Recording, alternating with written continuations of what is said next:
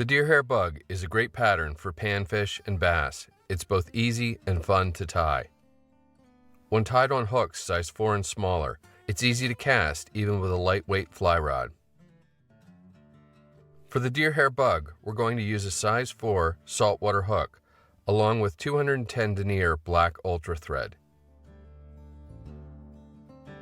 Start your thread on the hook shank with a jam knot and take wraps back toward the bend before snipping off the tag. Select a single marabou plume and strip any matted or discolored fibers from the stem. Measure the marabou to form a tail about a hook length long. Using the pinch technique, secure the marabou to the hook shank with several nice tight wraps.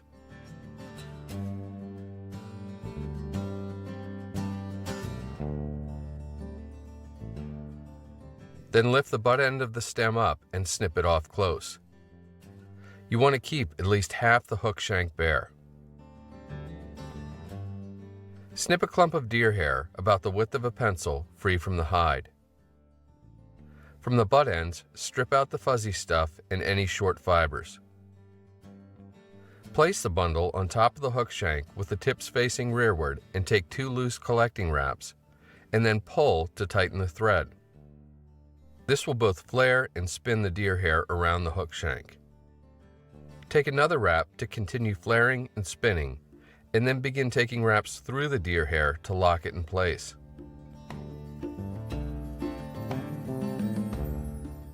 You should end with your thread at the front of the bundle.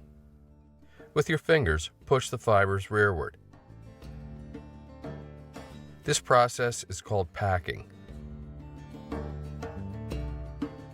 Separate a single piece of rubber leg material and tie an overhand knot in the middle of it. Slip the knot over the hook shank and pull tight. Place the ends of the rubber legs in the materials clip on your vise to keep them out of the way. You can push back on the knot to further hold back the deer hair. Snip another bundle of deer hair from the hide and repeat the same tie-in process as before.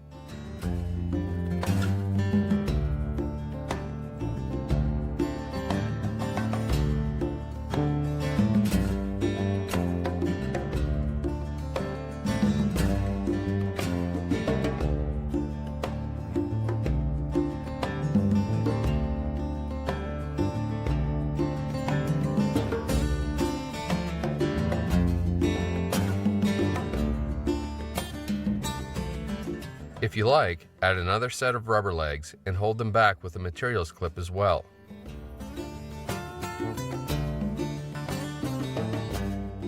Tie in another clump to cover the remainder of the exposed hook shank.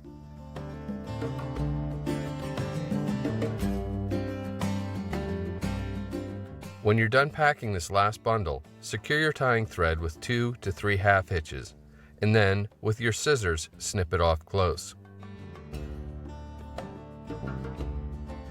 And now comes the fun part, trimming the deer hair to shape.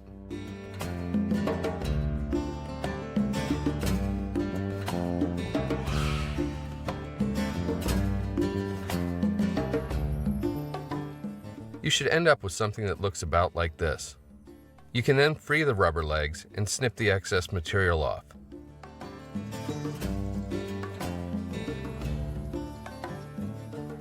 Notice how tightly the deer hair has been spun and packed.